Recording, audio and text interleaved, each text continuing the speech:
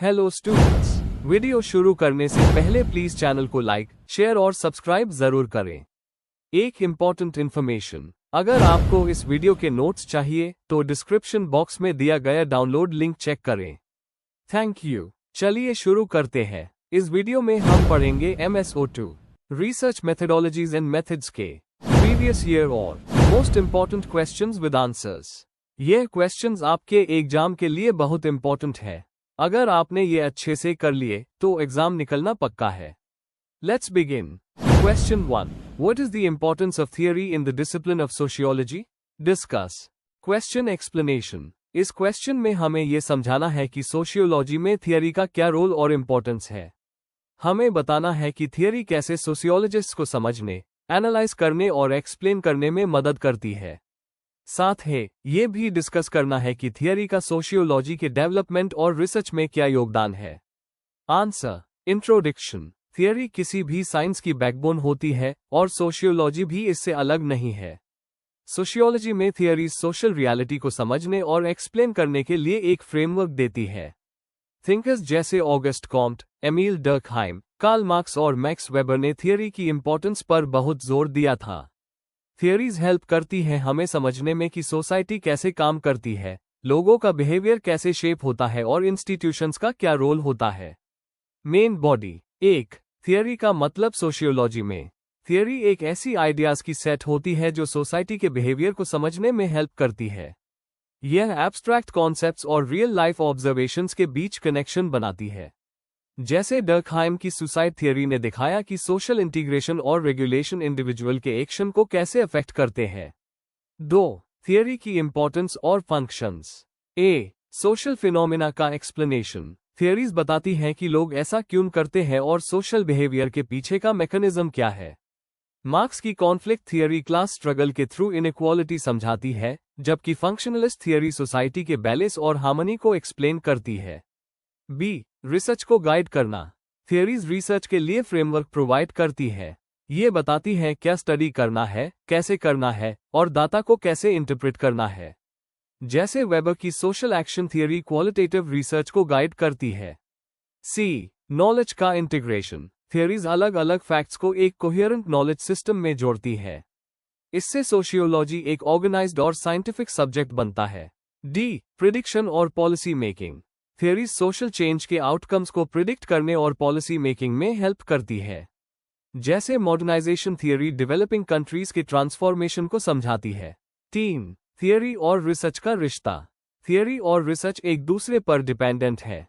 Theory research को direction देती है और रिसर्च थियरी को टेस्ट करती है। डर्कहाइम की सुसाइड रिसर्च एक परफेक्ट एग्जाम्पल है जहां थियोरेटिकल असम्पशन एम्पिरिकल डाटा के साथ उस हुआ। 4. Theoretical perspectives in sociology. A. Structural functionalism society को एक सिस्टम के रूप में देखता है जहां हर पार्ट एक फंक्शन परफॉर्म करता है। एग्जाम्पल, पार्सन्स का social equilibrium concept. B. Conflict theory power और इनइक्वालिटी पर फोकस करता है और दिखाता है कि सोसाइटी में चेंज क्लास कॉन्फ्लिक्ट के थ्रू आता है। एग्जाम्पल, मार्क्स की class struggle theory.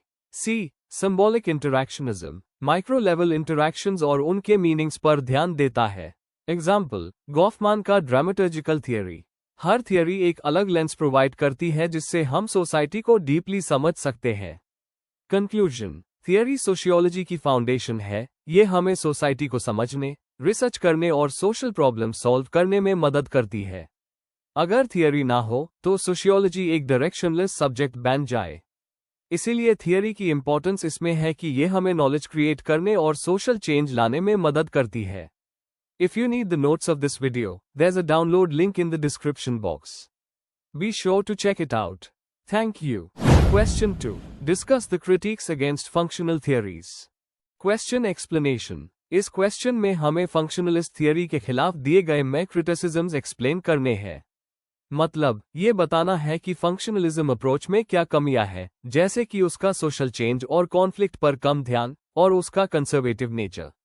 Answer. Introduction. Functionalism एक ऐसी सोशियोलॉजिकल थियरी है जो सोसाइटी को एक सिस्टम के रूप में देखती है, जिसमें हर इंस्टीट्यूशन एक दूसरे से जुड़कर स्टेबिलिटी बनाए रखता है।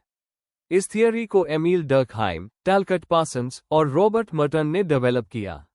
लेकिन कई सोशियोलॉजिस्ट्स ने इस थियरी पर क्रिटिसिज्म किया है, कहकर कि ये थियरी सोसाइटी के रियल कॉन्फ्लिक्ट्स, इनइक्वालिटी और चेंज को इग्नोर करती है।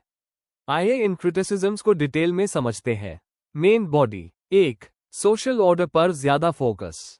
फंक्शनलिज्म हमेशा ये मानता है कि हर इंस्टीट्यूशन का काम हार्मनी और स्टेबिलिटी मेंटेन करना है। सी राइट मिल्स जैसे थिंकर्स कहते हैं कि ये थियरी इनइक्वालिटी और पावर स्ट्रगल को इग्नोर करती है। जैसे पॉवर्टी या कास्ट को कभी कभी फंक्शनल कह दिया जाता है, पर असल में ये अनफेयर सिस्टम्स को जस्टिफाई करता है। 2. सोशल चेंज और कॉन्फ्लिक्ट को इग्नोर करना। फंक्शनलिस्ट थियरी सोसाइटी को स्टैटिक समझती है, जहां चेंजेस धीरे धीरे आते हैं। मार्क्सिस्ट थिंकर्स कहते हैं कि ये अप्रोच क्लास कॉन्फ्लिक्ट और रेवोल्यूशनरी चेंजेस को एक्सप्लेन नहीं करती। रियलिटी ये है कि सोसाइटीज पॉलिटिकल और इकोनॉमिक कॉन्फ्लिक्ट्स के वजह से तेज बदलाव देखती है, जिसे फंक्शनलिज्म समझा नहीं पाता।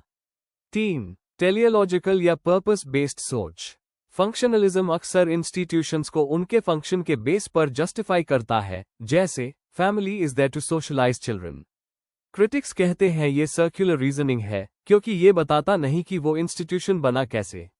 इस वजह से थियरी साइंटिफिक टेस्टेबिलिटी के स्टैंडर्ड पर फेल हो जाती है। 4. कंजर्वेटिव और स्टेटस क्वो बायस। फंक्शनलिज्म एग्जिस्टिंग सिस्टम्स को जस्टिफाइड मान लेता है और इनइक्वालिटी को नेचुरल कहता है। कॉन्फ्लिक्ट थियरिस्ट्स कहते हैं कि ये डोमिनेंट ग्रुप्स के पावर को सपोर्ट करता है, जैसे पेट्रियार्की या कास्ट सिस्टम को फंक्शनल कहकर उन्हें लेजिटिमाइज कर दिया जाता है, जबकि वो इनजस्टिस क्रिएट करते हैं। 5. इंडिविजुअल एजेंसी का इग्नोर करना। फंक्शनलिज्म इंडिविजुअल्स को पैसिव रोल में देखता है, जैसे वो सिर्फ सिस्टम के अकॉर्डिंग चल रहे हैं। सिंबॉलिक इंटरैक्शनिस्ट जैसे हर्बर्ट ब्लूमर कहते हैं कि ये ह्यूमन क्रिएटिविटी और इंडिविजुअल चॉइस को इग्नोर करता है। सोसाइटी के मीनिंग्स इंडिविजुअल्स के एक्शंस से बनते हैं, ये बात फंक्शनलिज्म मिस कर देता है। 6. रैपिड सोशल ट्रांसफॉर्मेशन के सामने कमजोर। आज के जमाने में सोसाइटी फास्ट चेंज हो रही है, जैसे टेक्नोलॉजी, ग्लोबलाइजेशन और फेमिनिज्म के जरिए। फंक्शनलिज्म इक्विलिब्रियम पर फोकस करता है, इसलिए ये इतने फास्ट और डिसरप्टिव चेंजेस को समझा नहीं पाता। कंक्लूजन। फंक्शनलिज्म ने सोसाइटी के स्ट्रक्चर और स्टेबिलिटी को समझने में बहुत योगदान दिया है, लेकिन ये थियरी इनकम्प्लीट है। यह कॉन्फ्लिक्ट, इनइक्वालिटी और बदलाव जैसे एस्पेक्ट्स को इग्नोर करती है। इसलिए आज के समाज को समझने के लिए हमें फंक्शनलिज्म के साथ कॉन्फ्लिक्ट और इंटरैक्शनिस्ट पर्सपेक्टिव्स को भी कंसिडर करना चाहिए। If you need the notes of this video, there's a download link in the description box. Be sure to check it out. Thank you. Question 3. Explain the phenomenological tradition in social sciences. Question explanation. इस question में हमें phenomenological tradition के main ideas और features समझाने हैं। हमें बताना है कि ये अप्रोच कैसे डेवलप हुई, एडमंड हुसल और एल्फ्रेड शट्स जैसे थिंकर्स का क्या कंट्रीब्यूशन था, और ये सोशल रियलिटी को समझने में कैसे मदद करती है। आंसर। इंट्रोडक्शन। फेनोमेनोलॉजिकल ट्रेडिशन एक ऐसी अप्रोच है जो ह्यूमन एक्सपीरियंस और मीनिंग को समझने पर फोकस करती है, जैसे लोग अपनी जिंदगी और दुनिया को महसूस करते हैं। यह अप्रोच पॉजिटिविज्म के रिएक्शन में आई थी, जहां सिर्फ ऑब्जेक्टिव डाटा और साइंटिफिक मेथड को इंपॉर्टेंस दी जाती थी। एडमंड हसल ने इसको शुरू किया और बाद में एल्फ्रेड शट्स ने इसे सोशियोलॉजी में अप्लाई किया। इसके अकॉर्डिंग समझ लोगों के कॉन्शियसनेस और शेयर्ड मीनिंग से बनता है। Main body. 1. ओरिजिन और development of phenomenology. Edmund hustle 1859 to 1938 phenomenology के फाउंडर थे। उन्होंने कहा कि हमें चीजों को वैसे ही समझना चाहिए जैसे वो हमें दिखाई देती है, बिना प्रीकंसीव्ड आइडियाज के। उनका फेमस स्लोगन था, back to the things themselves, जिसका मतलब है एक्सपीरियंस को उसके पूरे फॉर्म में समझना। बाद में फेनोमेनोलॉजी ने फिलॉसफी, साइकोलॉजी और सोशियोलॉजी सब पर असर डाला। एल्फ्रेड शट्स ने इस आइडिया को सोशल साइंसेज में डेवलप किया और बताया कि लोग अपने डेली लाइफ को कैसे इंटरप्रेट करते हैं। 2. Key concepts in phenomenology. Intentionality. हर कॉन्शियसनेस किसी ऑब्जेक्ट या इवेंट की तरफ डायरेक्टेड होती है। लाइफ वर्ल्ड, लेबेनशवेल्ट, लोगों का रोजमर्रा का वर्ल्ड जिसे वो नेचुरली समझते हैं। इंटरसब्जेक्टिविटी, दो या ज्यादा लोगों के बीच शेयर्ड मीनिंग्स जो सोशल लाइफ को संभालते हैं। ब्रैकेटिंग, ईपॉकी, रिसर्च करते वक्त अपने असम्पशंस को साइड में रखकर चीजों को न्यूट्रल नजरिए से देखना। यह कॉन्सेप्ट्स हमें सब्जेक्टिव मीनिंग और सोशल इंटरैक्शन को गहराई से समझने में मदद करते हैं। 3. फिनोमेनोलॉजी और सोशियोलॉजी। एल्फ्रेड शट्स का योगदान। शट्स ने हुसल के आइडियाज को मैक्स वेबर के वर्स्टेहेन के कॉन्सेप्ट के साथ जोड़ा। उन्होंने कहा कि सोशल वर्ल्ड इंडिविजुअल्स के सब्जेक्टिव मीनिंग्स और म्यूचुअल अंडरस्टैंडिंग से बनता है। सोसाइटी तभी चलती है जब लोग कॉमन मीनिंग्स और टिपिफिकेशन शेयर करते हैं। सोशियोलॉजिस्ट का काम है समझना कि लोग अपनी दुनिया को कैसे इंटरप्रेट करते हैं, ना कि उन पे थियरी इम्पोज करना। एग्जाम्पल, जब एक टीचर पढ़ाता है और स्टूडेंट पढ़ता है, दोनों अपने रोल के मीनिंग समझ कर एक्ट करते हैं, इसी से सोशल ऑर्डर बनता है। 4. एप्लीकेशंस और importance in social sciences. Phenomenological approach sociology, psychology और एंथ्रोपोलॉजी में उस होती है, जैसे माइग्रेशन, इलनेस, आइडेंटिटी या डेली लाइफ के एक्सपीरियंसेस समझने के लिए। ये बताती है कि लोग अपने एक्सपीरियंसेस को क्या मीनिंग देते हैं और वही मीनिंग सोसाइटी बनाते हैं। क्वालिटेटिव रिसर्च मेथड्स जैसे इंटरव्यूज और ऑब्जर्वेशन फिनोमेनोलॉजिकल रिसर्च में काम आते हैं। यह अप्रोच पॉजिटिविज्म का अल्टरनेटिव है। ये डेप्थ और कॉन्टेक्स्ट पर फोकस करती है, सिर्फ नंबर्स पर नहीं। कंक्लूजन, फिनोमेनोलॉजिकल ट्रेडिशन यह कहती है कि समझ लोगों के शेयर्ड मीनिंग्स और एक्सपीरियंसेस से बनता है। इस अप्रोच ने हमें यह समझाया कि सोसाइटी एक सब्जेक्टिव और लिविंग रियलिटी है। ये हमसे ये एक्सपेक्ट करती है कि हम लोगों के नजरिए से उनकी दुनिया को समझें, और इसी से सोशल साइंस का असली मीनिंग सामने आता है। If you need the notes of this video, there's a download link in the description box. Be sure to check it out. Thank you. Question 4. What do you understand by participatory research? Question explanation. इस question में हमें participatory research का मतलब समझाना है। हमें बताना है कि ये रिसर्च कैसे लोगों या कम्युनिटी को रिसर्च प्रोसेस का हिस्सा बनाती है। साथ ही इसका प्रोसेस, फीचर्स और इम्पोर्टेंस भी एक्सप्लेन करना है, और ये ट्रेडिशनल रिसर्च से कैसे अलग है, ये भी लिखना है।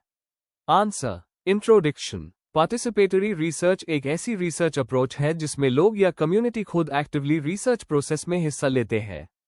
इसका बेसिक आइडिया ये है कि जिनके इश्यूज पे रिसर्च हो रही है, उन्हें समझने और सॉल्व करने में उनका भी इक्वल रोल होना चाहिए। यह traditional top down research model को चैलेंज करती है, जहां सिर्फ रिसर्चर हाई डिसीजन लेता था। पाउलो फ्रायर और ऑरलैंडो फल्स बोर्दा जैसे थिंकर्स ने इस अप्रोच को पॉपुलर बनाया। इसका मेन गोल लोगों को एम्पावर करना है ताकि वो अपनी प्रॉब्लम्स खुद समझकर उनका सोल्यूशन निकल सके। Main body. 1. Meaning and concept of participatory research. Participatory research एक कोलैबोरेटिव प्रोसेस है जहां रिसर्चर और पार्टिसिपेंट्स मिलकर हर स्टेप पे काम करते हैं, प्रॉब्लम आइडेंटिफाई करने से लेकर डेटा एनालिसिस तक। इसका मेन ऑब्जेक्टिव सोशल चेंज लाना होता है। यहां रिसर्च का एम सिर्फ नॉलेज बनाना नहीं, बल्कि लोगों की लाइफ में इंप्रूवमेंट लाना होता है। एग्जाम्पल, जैसे रूरल एरियाज में लोग पानी की प्रॉब्लम पे खुद रिसर्च में पार्टिसिपेट करके सोल्यूशन प्लान करते हैं। 2. Characteristics of participatory research. Democratic और इंक्लूसिव। हर पार्टिसिपेंट के एक्सपीरियंस और नॉलेज को इक्वल इंपॉर्टेंस मिलता है। Action oriented. इस रिसर्च का फाइनल गोल इंफॉर्मेशन कलेक्ट करना नहीं, बल्कि उसके बेस पे एक्शन लेना होता है। एम्पावरमेंट। इस प्रोसेस से लोग अपने इश्यूज पे कॉन्फिडेंस और कंट्रोल पाते हैं। Cyclic process. इसमें रिफ्लेक्शन एक्शन रिफ्लेक्शन का प्रोसेस रिपीट होता है। एग्जाम्पल, कम्युनिटी हेल्थ प्रोजेक्ट्स में लोकल लोग खुद हेल्थ इश्यूज आइडेंटिफाई करके उनका सोल्यूशन प्लान करते हैं। 3. स्टेप्स और process of participatory research. Problem identification. Researcher और कम्युनिटी मिलकर प्रॉब्लम डिफाइन करते हैं। प्लानिंग और डाटा कलेक्शन। इंटरव्यू, डिस्कशन और ऑब्जर्वेशन जैसे टूल्स उस किए जाते हैं। एनालिसिस और इंटरप्रिटेशन। डाटा को मिलकर एनालाइज किया जाता है ताकि सबके पर्सपेक्टिव्स इंक्लूड हो सके। एक्शन और रिफ्लेक्शन। रिजल्ट्स के बेस पे प्रैक्टिकल चेंजेस किए जाते हैं और फिर से एवैल्यूएट किया जाता है। एग्जाम्पल, एजुकेशन प्रोजेक्ट्स में टीचर्स और स्टूडेंट्स मिलकर लर्निंग बैरियर्स पे रिसर्च करते हैं और सॉल्यूशंस इंप्लीमेंट करते हैं। 4. Importance and applications of participatory research. Social empowerment. Marginalised groups को वॉइस मिलती है। Relevance of knowledge. क्योंकि पार्टिसिपेंट्स इन्वॉल्व होते हैं, रिसर्च रियल लाइफ प्रॉब्लम्स पे बेस्ड होती है। Gap bridging. एकेडमिक और ग्राउंड लेवल रियलिटीज के बीच ब्रिज बनाता है। Policy support. ऐसे रिसर्च फाइंडिंग्स गवर्नमेंट पॉलिसीज को शेप करने में हेल्प करते हैं। Example, participatory rural appraisal (PRA) community planning के लिए एक पॉपुलर पार्टिसिपेटरी मेथड है। कंक्लूजन: पार्टिसिपेटरी रिसर्च को एक कलेक्टिव और एम्पावरिंग प्रोसेस बनाता है। यह अप्रोच लोगों के रियल एक्सपीरियंसेस को वैल्यू देती है और उन्हें नॉलेज क्रिएशन में इक्वल पार्टनर बनाती है। एक्शन और रिफ्लेक्शन के कॉम्बिनेशन से ये सिर्फ डाटा प्रोड्यूस नहीं करती, बल्कि सोशल चेंज भी लाती है। ये एक ह्यूमन सेंटर्ड और डेमोक्रेटिक रिसर्च अप्रोच है। If you need the notes of this video, there's a download link in the description box. Be sure to check it out. Thank you. Question 5. Distinguish between historical and evolutionary method. Question explanation. इस question में हमें 2 research approaches, historical method और evolutionary method के बीच फर्क बताना है। हमें दोनों मेथड्स का मीनिंग, उनका उस और उनके ऑब्जेक्टिव्स एक्सप्लेन करने हैं। साथ ही एग्जाम्पल्स के थ्रू बताना है कि ये दोनों सोसाइटी को समझने में कैसे अलग है। Answer: introduction. समाज को समझने के लिए हमें उसके विकास और बदलाव का ज्ञान होना बहुत जरूरी है। इसी काम के लिए हिस्टोरिकल मेथड और इवोल्यूशनरी मेथड का यूज किया जाता है। हिस्टोरिकल मेथड पुरानी घटनाओं और रिकॉर्ड्स के जरिए समझ बनाता है, जबकि इवोल्यूशनरी मेथड समाज के धीरे धीरे होने वाले बदलाव को समझता है। ऑगस्ट कॉम्ट और हर्बर्ट स्पेंसर जैसे सोशियोलॉजिस्ट्स ने इवोल्यूशनरी अप्रोच को पॉपुलर बनाया। Main body. 1. हिस्टोरिकल मेथड का मतलब: हिस्टोरिकल मेथड उन इवेंट्स और रिकॉर्ड्स का स्टडी करता है जो पास्ट में हुए हैं। इसका एम होता है पुरानी घटनाओं को समझकर वर्तमान को समझना। इसमें रिसर्चर आर्काइव्स, डॉक्यूमेंट्स, लेटर्स और रिपोर्ट्स का उस करता है। जैसे इंडियन फ्रीडम स्ट्रगल या इंडस्ट्रियल रेवोल्यूशन का स्टडी हिस्टोरिकल मेथड से होता है। ये मेथड डिस्क्रिप्टिव होता है और बताता है कि क्या, कब और क्यों हुआ। 2. इवोल्यूशनरी मेथड का मतलब: इवोल्यूशनरी मेथड समाज के धीरे धीरे होने वाले विकास और बदलाव को स्टडी करता है। इसका फोकस एक प्रोसेस पर होता है, कैसे समाज सिंपल से कॉम्प्लेक्स फॉर्म में बदलता है।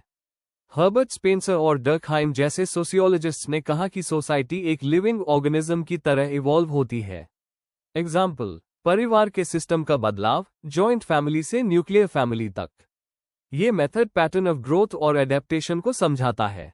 4. दोनों मेथड्स का संबंध: दोनों मेथड्स एक दूसरे को कॉम्प्लीमेंट करते हैं। हिस्टोरिकल मेथड फैक्चुअल एविडेंस देता है, जबकि इवोल्यूशनरी मेथड थियोरेटिकल एक्सप्लेनेशन देता है। दोनों को साथ मिलाकर उस करने से एक बैलेंस्ड और कंप्लीट अंडरस्टैंडिंग मिलती है। आज के सामाजिक रिसर्च में दोनों का कॉम्बिनेशन यूज होता है। कंक्लूजन: हिस्टोरिकल और इवोल्यूशनरी दोनों मेथड सामाजिक बदलाव को समझने के लिए बहुत जरूरी है। हिस्टोरिकल मेथड पास्ट को रिकॉर्ड करता है, जबकि इवोल्यूशनरी मेथड डेवलपमेंट के पैटर्न को एक्सप्लेन करता है। दोनों को मिलाकर हम समाज के इवोल्यूशन और प्रोग्रेस का एक पूरा तस्वीर देख सकते हैं। Before we end, please like, share and subscribe the channel for more such study materials and one important information अगर आपको नोट्स चाहिए, तो डिस्क्रिप्शन बॉक्स में डाउनलोड लिंक दिया हुआ है। जरूर चेक करें। Thank you.